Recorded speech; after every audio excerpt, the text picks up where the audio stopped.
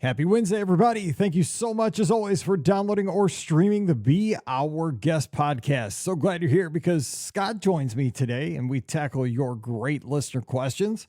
We get a great question from Len out in Maryland about the 2 new tours that you can book out at Disneyland and what to expect if you might want to check out the trains and maybe a little behind the scenes for Main Street USA out at Disneyland. Sounds like a lot of fun to me. Also, a question about training for the Wine and Dine Half Marathon while you're celebrating Halloween on the Disney Wish. We give some ideas there. Also, celebrating your 40th birthday at Walt Disney World over the Princess Half Marathon weekend for a guest or a listener who's been to Walt Disney World many, many times, grew up as a DVC family. So we give some thoughts there. And Scott talks about his upcoming Thanksgiving plans at Walt Disney World and how he really wants to stay at Fort Wilderness in one of those new wilderness cabins. So we have a discussion there as well. This and much more coming your way on today's show. Don't forget, today's podcast always brought to you by the Magic for Less Travel. We'd love to help you plan your next Disney adventure for no additional cost to you. You know the details. They're all over at themagicforless.com. Please also use our Amazon affiliate link when you shop online. That one extra click does support everything we do throughout the year. beourguestpodcast.com/Amazon. And a huge thank you to our Patreon supporters. You guys make all these shows possible, and I cannot thank you enough for that. If you'd like to support us, we'd love to have you. It's just $5 a month, and it really does support everything we do. You're also going to get a bonus show every week. It's called Mike in the Midwest. So if you can, come over, support us. Patreon.com/beourguestpodcast. Ready to take a trip to the world? You found the Be Our Guest Walt Disney World Trip Planning Podcast. This is where your memories come front and center on our podcast stage.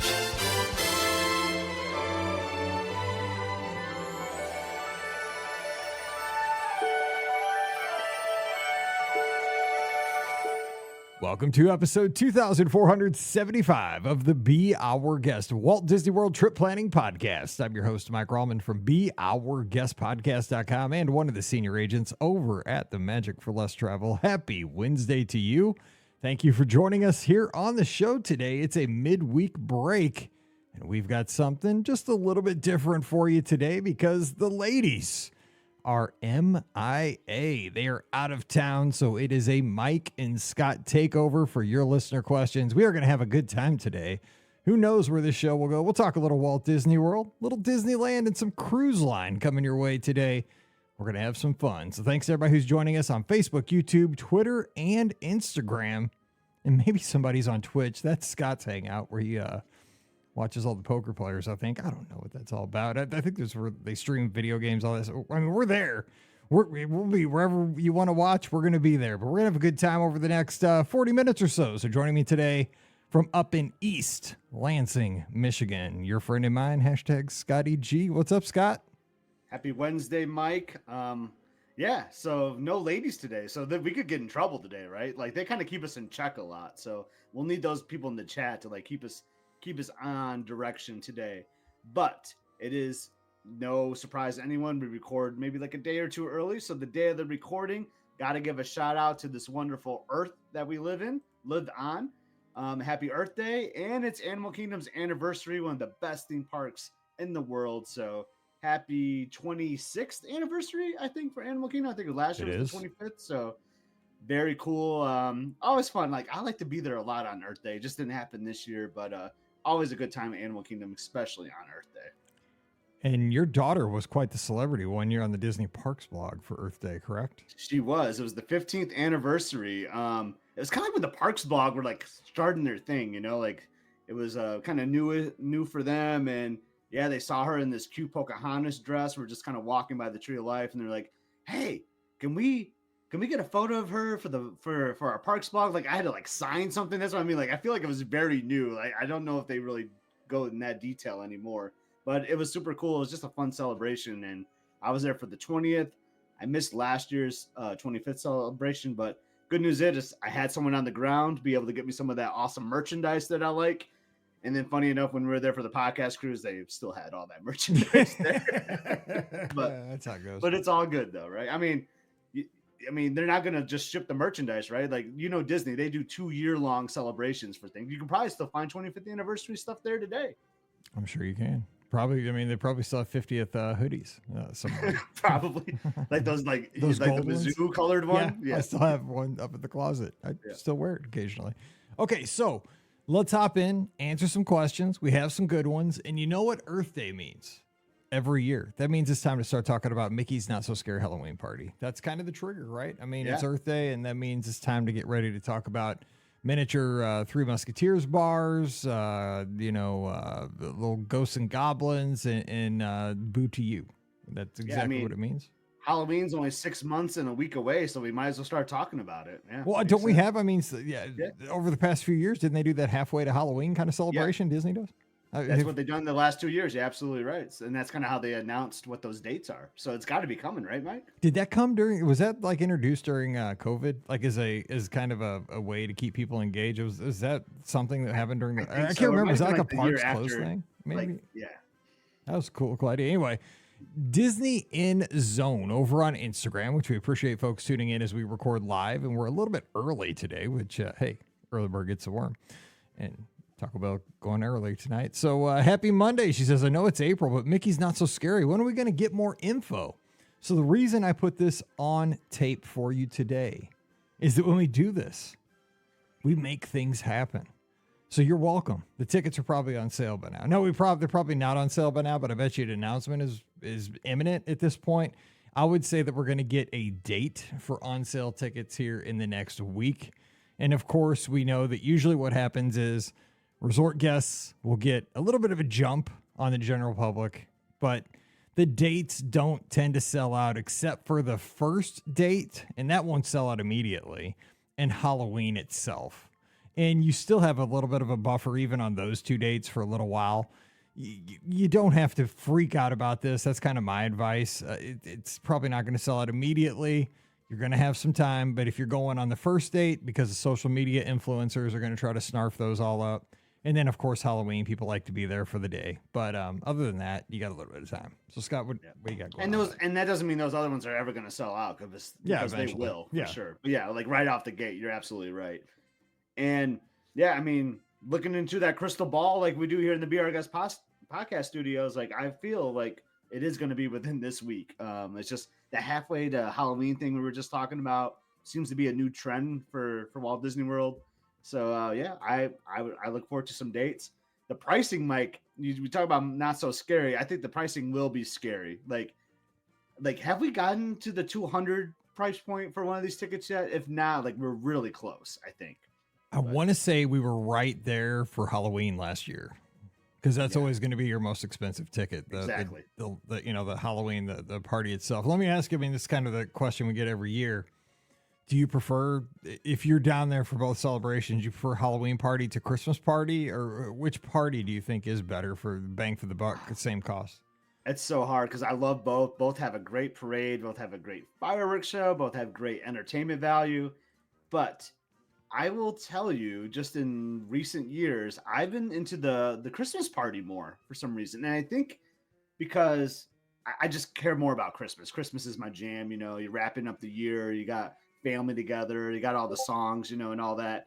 And I think just going to the Christmas party, like in November, just like sparks my excitement for Christmas, basically. Where Halloween, like if I go in August or September, is that really sparking my interest for Halloween? Like it doesn't like hit as hard for me. You know what I mean? So both are fantastic, but I'm leaning towards Christmas. How about you, Mike? It is an interesting thing because if you go, so here's what I think about it. Like for the Christmas party, you get most of the Christmas party stuff the week after Christmas. So say you have a trip that you're there during that week from Christmas to New Year's. Say you're there from like the 25th to the 30th, which is madhouse, but that's when we used to always go because we were teachers and that's when we were off school. And it's fine as long as you get up early and, you just know it's going to be busy, but you rope drop and have strategies. They're going to have that Christmas parade during regular park hours that you paid for with the hard ticket. You don't get the cookies, you don't get the hot cocoa, but you can buy that stuff. You can supplement it. So you get that stuff. You get the parade that you pay for. You get some of those things included in your park day. They do the fireworks too, I want to say. They do the fireworks. Yeah, they do the fireworks. So you don't get those like in the general public with the Boo to You parade, and you can't. There's no other way to get to the trick or treating. So I think that makes the Halloween party a little bit more unique and a little bit more like you have to pay to get that experience. And plus, I just think, you walk away. I mean, not that you're trying to get $5 or £5 worth of candy and what it costs. Like, you're trying to get your money back in candy. But I mean, cookies versus candy, you are getting kind of more value. And people tend to, like Catherine right now on YouTube is watching, the Booty You Parade is just revered. I think it's even more, I prefer the Christmas parade because I like the toy soldiers and I'm more of a Christmas guy myself, but people love like the grave diggers and all that stuff. So I think the Booty You Parade maybe has a slight edge, but you really can't go wrong with either. Yeah, both are fantastic. I love attending both of them. And I just hate the fact that you asked me like which one to pick. It's I went hard. Christmas because I think my mind is on Christmas because I'm going to be there this year for that time frame, and I won't for Halloween, unfortunately. But yeah, you can't go wrong with either. That's really the ultimate answer. Well, real quick too, you're heading down for Thanksgiving, and so this comes out on Wednesday, and we're recording on Monday. So in this day in between on Tuesday, you're trying to get, hopefully, because you're DVC, trying to get a cabin at the 7-month mark, one of these new cabins, because you can buy the old ones on Facebook Marketplace apparently, $50,000.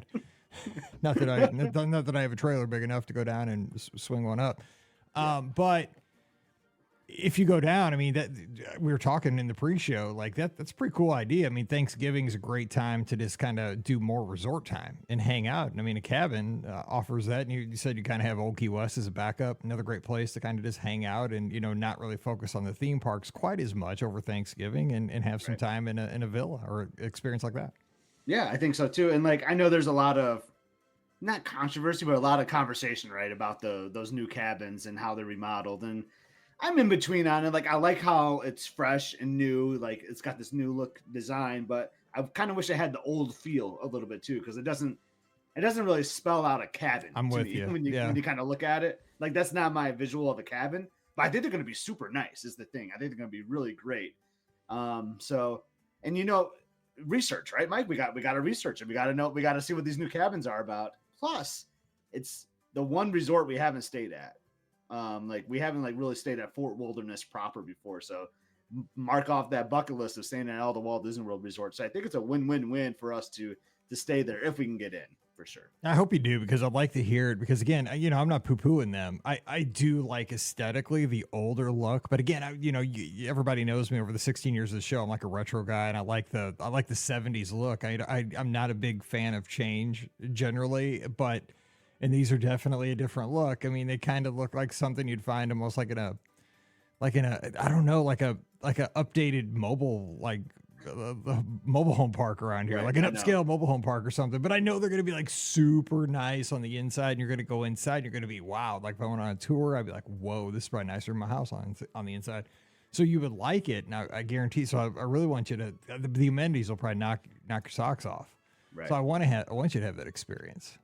I'm curious. Yeah, I'm excited to do it. And it'd just be cool to hang out at the fort. Like we'd probably do hoop-de-doo. I mean, you have to do hoop-de-doo. And you'd have to you're going to get a golf cart, right? You have to get a golf cart. Yeah, so that's 100%. funny. We'll talk about this on Friday's episode, how we went to hoop-de-doo, and we're talking about this trip and how we might want to look at this option. And we both looked at each other like, we have to get a golf cart. 100%. Dude, I feel like it's against the law. Yeah, if you stay there and you don't get a golf cart, dude, I'm not even talking to you. Yeah. You got to get one. But that's a pool. It's kind of like for research in a way, though, Mike. As funny as that sounds, because if someone asked me a question about the pool at Fort Wilderness, I got nothing. I can't talk about that. But we go there, we do some research, and we can come back and share some feedback for the show, because I saw the pool driving by in the bus. I know nothing about it, but it looked really awesome.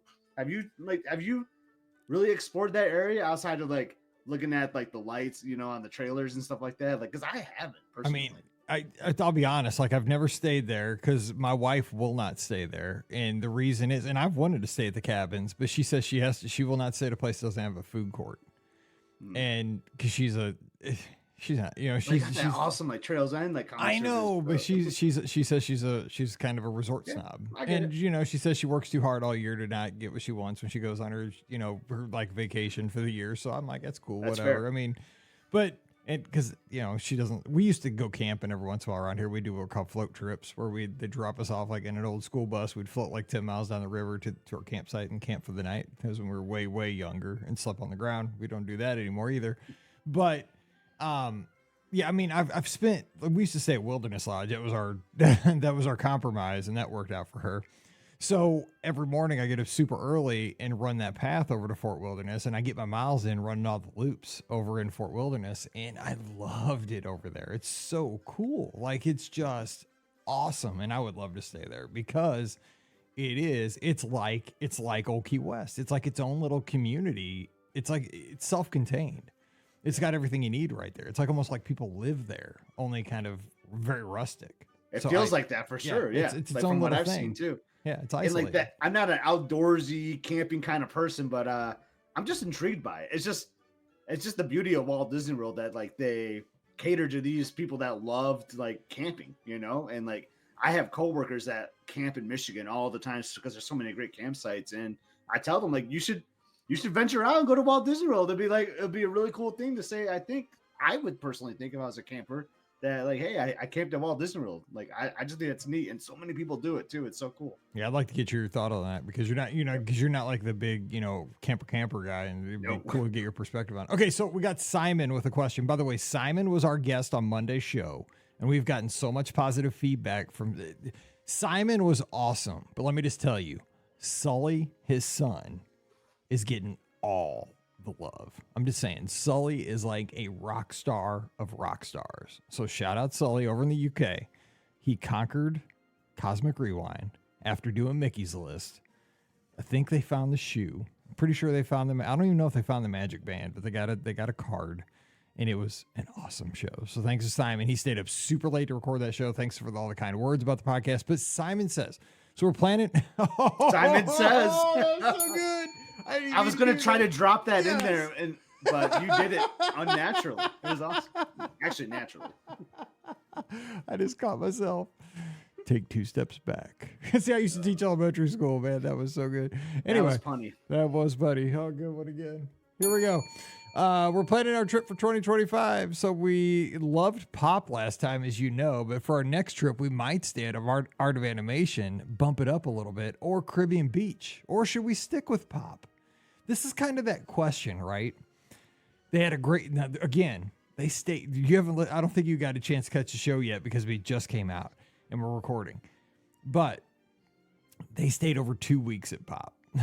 So this is not a weekend. Long trip. This is not a weekend. Holiday. They're from the UK, right? This is a fortnight. This is a holiday. It's a holiday. They're British. Okay, so this is a commitment. This is where I think maybe a split stay would come in, but they have these long packages with all these great incentives. So maybe you don't want to bust this up because sometimes that can mess up your package where you don't get all the incentives for the length of the trip. So let's just say one package, one stay at one place. Would you stick with Pop Century? And they were talking, they really do like Pop Century. We kind of raved about it in the show. Maybe go over to Art of Animation because similar amenities, very comfortable feel, Hourglass Lake, same type rooms. Do you bump up to Caribbean Beach, pay a little bit extra? What do you say to Simon in this? That's tough. I will tell you, unless there's like some tie with the family to some of those areas at Art of Animation, like the Lion King and Cars, or Little Mermaid, I would rule that one out. Because it's going to feel very similar to Pop. And like, personally, I just think Pop is better. I'm with you. The rooms that aren't in animation, like unless they're looking for like a suite type room, if they're looking at the Little Mermaid rooms, like that would be a no for me. I think you'd enjoy your time better at Pop.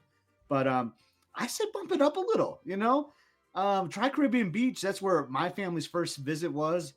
We just spent some time over there over New Year's. Like, I love Caribbean Beach. I love the feel and look at that resort. And you still have the Skyliner. It sounds like the Skyliner is very important to Simon and his family because that's the area that they're looking at. But I don't know, Mike.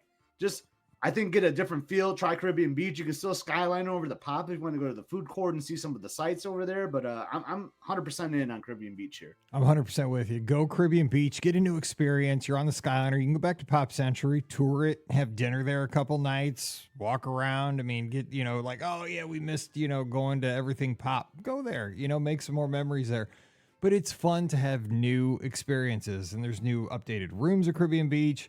You're going to have a food court that's a little bit more expansive. The kids will enjoy because your kids are the right age. You got a slide. That pirate pool is amazing. You'll have a quiet pool. You'll have a quiet pool right outside of your building, whether you're in Aruba, Jamaica, Martinique, wherever you are. And and it's just you And, have and you one. can check out the Riviera too. You can go to Primo Piatto over there Yes, too. Like they have more some great options. options for you to explore. And when you're going to the parks, one less hop on the Skyliner. You have that one less Yes. stop. You don't have to jump in the secondary line. You to are go the around. hub, which You is are. huge. That's a huge benefit for real. Yep. So. And Lisa says, I think Caribbean Beach's ambiance would be cool for somebody not from the U.S. Because again, I was talking to Simon. He says it is true. It rains there a ton. So you know what I'm saying? Little, palm trees and sunny skies. Pretty And sweet. I think Simon is a runner. I want to say, like I saw him on He his is. Instagram. Like he just did a half marathon or something. So congratulations to him. Absolutely. I think that's who I saw that posted that. And I know you got a great running track, Hourglass Lake. I love running that loop. I love running Caribbean Beach too. Me too. So many like cool areas you can see the Riviera and all that. So I think that's the one, Mike. I think we settled it. Caribbean Beach. It's the poor man's Polynesian. No, just kidding. It's not. That's what I say though. I'm just kidding. I will say, like, I would love to see some room. I would love to see some room refurbishments at Caribbean Beach. So I'm not gonna give it like. I mean, I gotta be critical a little bit here, and like those. They rooms have do need refurbed a refurbished. lot of them though. Those Little Mermaid ones, yeah, They're or nice. the ones like where the old pirate rooms are really nice. Yes, but Yeah, but they're bringing like to those around now. yeah, and so hopefully by 2025, maybe when he goes Yeah. there, or there could be construction maybe while they're working on it. Who knows? I mean, it's hard to know like what's going to happen next year for Walt Disney World, but just kind of be aware of that. And if they do have the new rooms, and that's even more jackpot right there, just to stay there. Yeah, they're refurbing all the rooms, so they're getting there. Okay, so we got a question from JT in Nashville. He says, we're going on a cruise the week of Halloween. I've not been on a cruise since I was 8, and we're super excited to go on the Wish. That being said, I'm also running the Wine and Dine Half Marathon 3 days after the cruise ends. I wanted to know if you have any tips for training on a cruise the week before the half. Here's the deal. I was thinking, because I read this one earlier today. One thing is, so the Wish is, I hate to say this, but the Wish is the worst cruise ship of the fleet to train for running because, and this drove me nuts, it's the only ship in the fleet right now that doesn't have the track that goes all the way around because it's got like steps where you got to go up and down. Like the track doesn't go continuously around. The other 4 ships, you can go all the way around on one of the decks. It's got a running or walking path. That drove me crazy on the podcast cruise. But I solved it because there's a great gym that opens at 6 a.m. You can go up and get on the treadmills. If you're a treadmill person, problem solved. That's what I did. But here's the other thing. You said that you're running your half marathon 3 days after the cruise ends. Here's my saying. The hay's in the barn at that point. You're good. If you've been training, you're going to be good for the half marathon. Basically, even if you don't run or do a long run right before you get on the ship, if it's a 4-day cruise, the best thing you can do is probably just do some walking during the cruise and walk do some light runs, short runs on the treadmill, nothing long. And just walk the path and just walk up and down those stairs on the Wish, on the walking path, and enjoy it and save your legs. And you know what? The running gods are going to thank you, and you're going to be faster when you run that half marathon because you're going to have saved your legs unintentionally. That's what I say as somebody that runs. But Scott, any thoughts, JT? We're like the same person today with all these answers. Yeah, I was just going to say the same thing about the running track and the treadmill. And but yeah, you're good at that point. I mean, people taper 2 to 3 weeks before like the big race. So I would just say with a cruise, I just like when Jimmy, the cruise director on the Dream back in the day used to say, you see it, you eat it. I thought that was a royal cruise I did, but that wasn't a Disney cruise. See it, eat it. You see it, you eat it. So just be kind of cautious of that. You don't want to go too crazy, but I definitely want you to enjoy the cruise, JT, because you got to take advantage of all those awesome options on the cruise line. So just don't overdo it a little bit. But like Mike said, get a little jog on the treadmill, a little walking. You can walk on the ship too, for sure. And if you're on the Wish, you're probably going to Castaway. You could run there. So you can do the Castaway 5K, or if you wanted to go longer, you can do that loop through the jungle, as we like to call it, 3 or 4 times if you want to. It's just going to be super hot. But you can stretch out the legs a little bit at Castaway too, I'd say. Yeah, he's going in October. I mean, we run that sucker in July. We are insane. Yeah. How many times have we run that 5K on Castaway Key in July? I mean, well, we've done a lot of double dips in July. So yeah, we did it like 2 days in a row. We're insane. So at least a half dozen times we've done it in July. Yeah. Oh man. So, Okay. October will be a little bit It'll be better, hot, but it won't be hotter in July. And you'll have the water stops there too, so it's actually kind of nice. You can Yeah. stop for water. It'll be a pretty good training run, I think. If you're just going to be running in a lot of loops, and on that tarmac too. Or well, you know what? It's going to tarmac, get you totally ready for the Wine and Dine half marathon because it's going to be almost exactly the same conditions. I mean, except it'll be earlier for the Wine and Dine because it'll be dark. No, yeah, I was thinking it was a night race. I'm old. I wish I'm so old. I'm so old. I remember when the Wine and Dine was at night. Oh my god, that's gonna be an awesome trip though. You do the cruise, you do the Run Disney race, and then you finish it off with assuming that you're gonna go to the Epcot party after the half marathon. That's gonna be a really fun week. Man, living life, Jealous. JT in Nashville. You got it going on. All right, Lynn out in Maryland, the Sparty logo says, I've seen news that 2 tours are returning to Disneyland. Yes, we posted about that over in the clubhouse, over in the Disneyland channel. The Cultivating the Magic Tour and the Disneyland Railroad Guided Tour. They'll be available when we visit Disneyland in June. Do you have any experience with either of these tours? What are your thoughts? I've not done either of these tours. Scott, you're nodding your head. You have not. I've not done a Disneyland tour. I've only done like a couple tours because a lot of the tours need, and we'll talk about this on Friday actually. There's like age restrictions. Like you got to be like 16 or older. So with my daughter turning 16 last year, we're starting to dip into the tours a little bit, but we have not done those. Both sound great. What was it? Like the train one, I think, was the one that kind of interested me. The Disneyland Railroad Guided Tour sounds really interesting to me. So I have done most of the tours at Walt Disney World. Now I've not done them at Disneyland because again, I've only gone since 22, but I will tell you, I have done it was called the Behind the Steam Trains tour at the Magic Kingdom. That was a great tour. And I'm sure it's basically the same tour out at Disneyland. It was super cool because you got to get up close and like with the locomotives, you got to go back into the roundhouse at the Magic Kingdom where they store the monorails. And they took you back behind the Magic Kingdom because there's like a switchback kind of back behind Tomorrowland. And you got to ride. Cool. They took you to ride the train like how they do in the morning. And they show you actually this part of the track where it takes you off there's a switchback there that takes you away from the Magic Kingdom back to the roundhouse. And what you see on the sides of the tracks are all these shells from the night before from the fireworks shows where they land. All these they almost look like corn, like coconut husks. And I was like, what is that? Because of the shells from last night's wishes or whatever it was back in the day. And I just hope Mickey didn't hit that track switch back there. Well, yeah, seriously, it was about to be. But that was way before Mickey's Runaway Railroad. But it was cool. But it was well worth it. And I've done Marceline to the Magic Kingdom, Behind the Keys, and this was one of my favorites. And they give you a little trinket, just like you get with Keys to the Kingdom, you get trinket. But it's a super cool tour if you want. And they give you a lot of Walt history because of the history of the trains. But it's cool because you get to get up inside a locomotive and get a picture. And you don't get to honk the horn. I'd like to see these coming back to Walt Disney World because there's very few tours that are available right now at Walt Disney World, and I'd love to see that come back. It was a cool one. Awesome. Yeah, because the engineers are there, right? And they're kind of pointing stuff out. And some of these engineers have been there forever. And Len says, according to the description, you get to ride in Walt's private car as part of the Disneyland tour. Yeah, when you get to do that kind of stuff, absolutely. If you can get in there, do it. These are the kind of exclusive things as a Disney fan. When you get the opportunity, take it. Especially at Disneyland. This is even better than at World because this is where it all started. You know what I'm saying? Like this is what I got to do, but better, so I would totally go for it. And I don't necessarily want to go down this rabbit hole, but Disneyland's getting these two tours coming back. It seems like Disneyland is getting a lot more stuff than World lately. I don't know if you've noticed that. And a lot of it is with the popcorn buckets and some merchandise and stuff like that. But I feel like Disneyland is getting a whole lot of love lately. Just something I've observed. I don't know if you've seen the same thing, Mike, or not.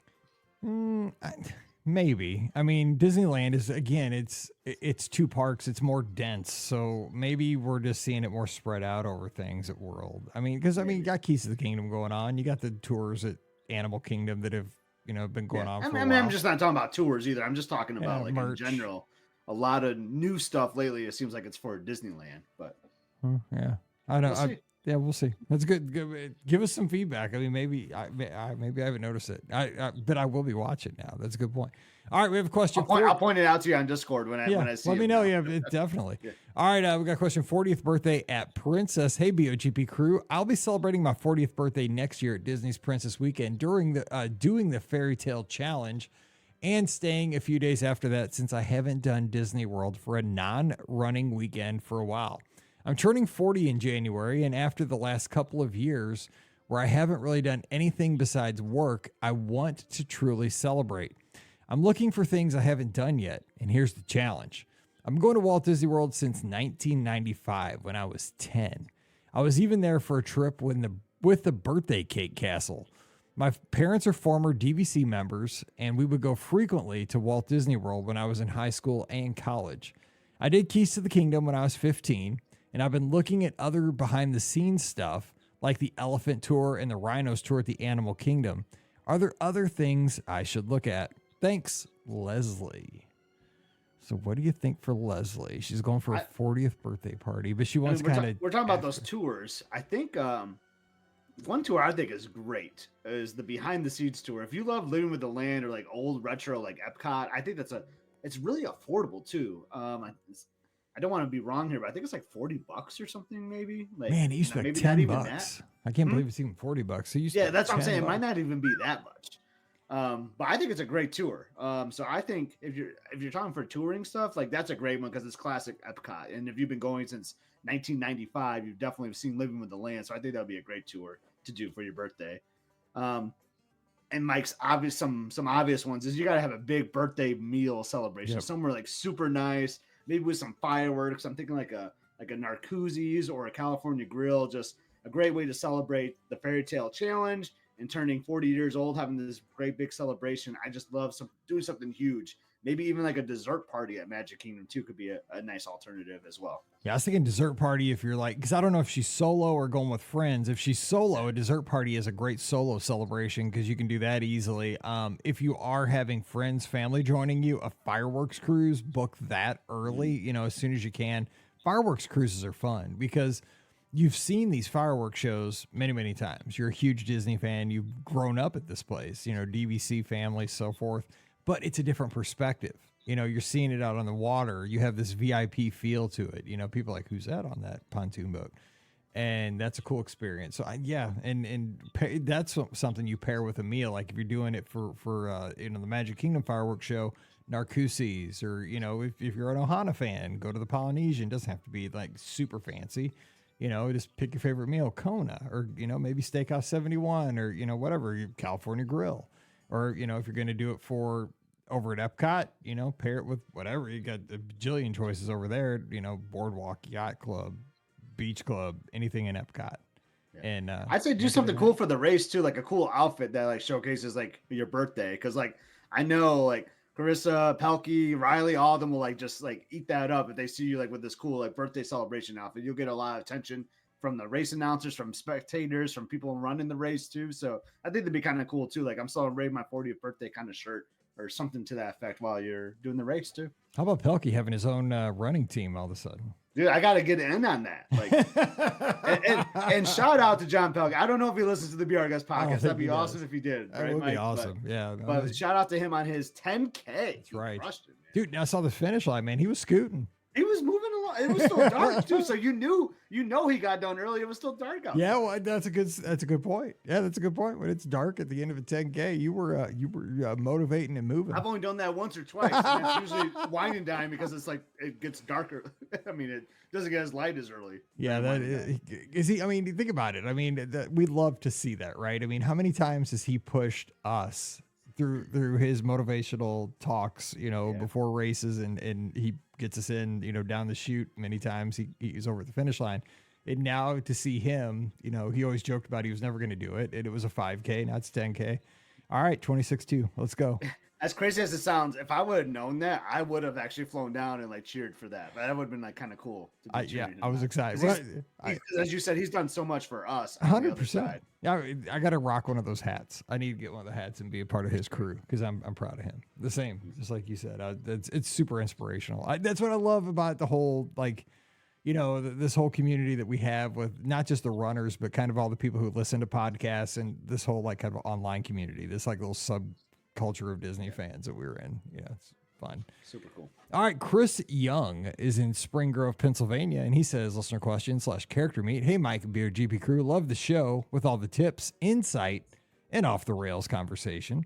I just listened to the show about character meals as well as the call-in show from April 7th where it was discussed again. I want to relay some fun experiences we had on our trip in February of 2020.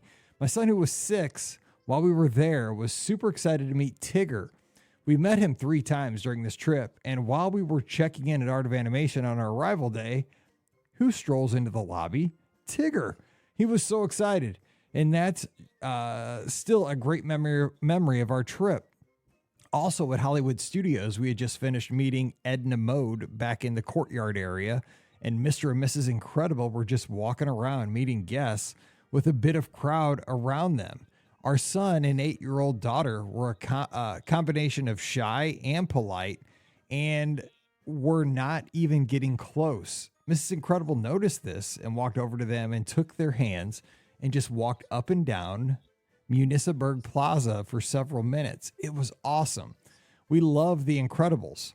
We're going in early October this year and decided to stay at the Contemporary, influenced by the Incredibles theming. Now, wow, look at that. Talk about some influence. I'm saying, dude, Edna Mode said, come on, baby. Come on, darling. Stay at my place. Now, my question. We chose the Contemporary for the deluxe extended hours, the proximity to the Magic Kingdom. If we want to rope drop the Magic Kingdom and the park opens at 9 with early entry at 8:30, what time do they actually let guests into the park? And what is a good time frame to be in line for that? Same question for Epcot with the monorail. Thanks for all you guys do for the Disney community. Chris in Pennsylvania. Scott, good question for you because you've stayed at the Contemporary even during a busy time of the year, I believe Thanksgiving. Thanksgiving time, yeah. So the question was, actually, I love that story, by the way. The Tigger thing, Same. That was so great. Spending the time, like several minutes with your kids, like that was so cool. So I loved hearing that. So the example was Magic Kingdom opens at 9, 8:30 for deluxe entry guests. No, it's just early entry. Well, yeah. Well, that's early entry. I don't know. Early, not deluxe. Yeah, I was thinking the after hours is deluxe. Yeah, for early entry. Yeah, for all resort guests, 8:30. I would say at least a half hour. Like I would kind of go there around 8 o'clock or be there. Same. By security, especially at the Magic Kingdom, you can just walk there, which is so nice. So I'd say 8 o'clock is a good time because they do start letting people get in early to start lining up. They'll even let like guests that aren't staying on site in too as well, because there's a private little section off to the side for resort guests where they have to scan their band or their media to get in. So I think 8 o'clock is good. So like 30 minutes before the early entry starts or an hour before park opening is what I would say. What I would say is leave your room an hour before. So if it's especially at Magic Kingdom, because you don't have to wait for a bus or anything like that. Like if you're walking over with your family and it's early entry at 8:30, I'd be walking out of your room at 7:30. If you really want to be ahead of everybody, because like Scott said, they let you into the park way early, but they're going to hold you like you can be like pointed towards Tomorrowland or towards Fantasyland, and they kind of queue you up there, and then they start scanning bands right at 8:30 to put you in. So yeah, I'd be walking. And then sometimes you'll get scanned in. They'll scan a little early too, so that's why it's good to be in there earlier. Because then, say you're going to Space Mountain, then they'll still hold you at Space Mountain because it hasn't officially opened yet. Same for all the other parks too. Like I've done that at Epcot where they let us in early, then they scanned our bands early, and then we just waited out at Test Track for like 10 minutes before it opened officially. So earlier is better in this case, and it's fun waiting in the theme park. It's so much better than waiting in the hub than it is like at the turnstiles for sure. What about for Epcot though? Catching the monorail over. Say Epcot opens at 8:30 for resort guests, 9 o'clock normal general public opening. Yeah. Like you got to take the ride over. What would you do there? I mean, because you were saying get out of your room like at 7:30, an hour 7 before the entry. Yeah, or like 7:15. I mean, 7:15. Because at the Contemporary, you're one stop to TTC, then you just got to transfer over. So it's really not that bad, honestly. So I'd say about 7:15, 7:30.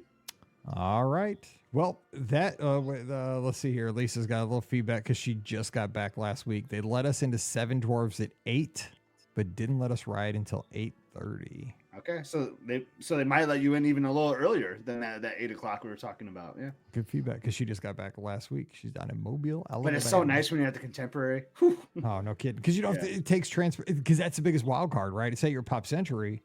You know, you're going to the Magic Kingdom. I mean, it's a crapshoot. You could be on the bus. The bus could be waiting for you. You could walk onto a bus and boom, you're going to be on that 20-minute bus ride, or you could be waiting 30 minutes for the bus. And then We're going to talk about this on minutes. Friday's episode. It's a crapshoot. I mean, but with the Contemporary, like your feet don't fail me now, right? Just boom, you're there.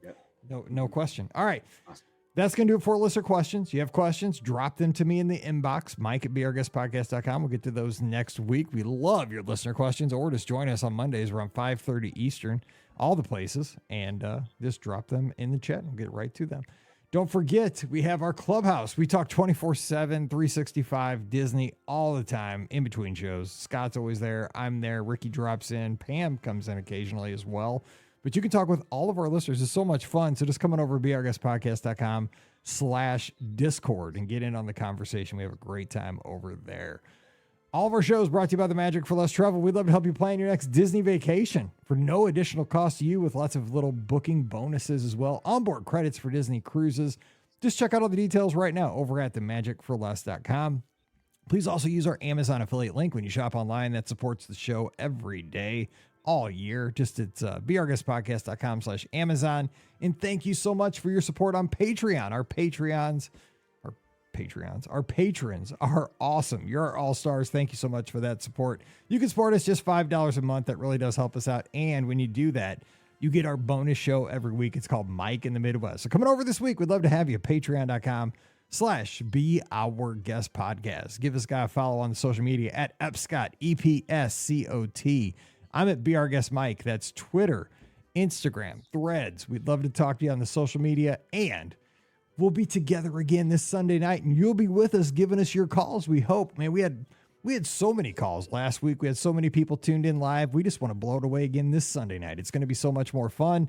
Come on over. We'll be on Facebook, YouTube, Twitter, Instagram, Twitch, everywhere. Give us a call, 7 o'clock Eastern, 6 o'clock Central this Sunday night. It's the BOGP open line, or as we like to call it, you, me, and Scotty G. So give us a call. All right, we're going to be back again on Friday, where Scott tells us all about spring break at Coronado Springs. Ready to rock with that one. And I can't wait for all the tips. All right, so until we get back together again, you guys have a great Wednesday. Stay safe, stay healthy, and we'll see you real soon. You've been listening to the Be Our Guest Walt Disney World Trip Planning Podcast. If you have questions, comments, or would like to be a guest on the show, please visit our website at beourguestpodcast.com. Thanks for listening, and we'll see you real soon.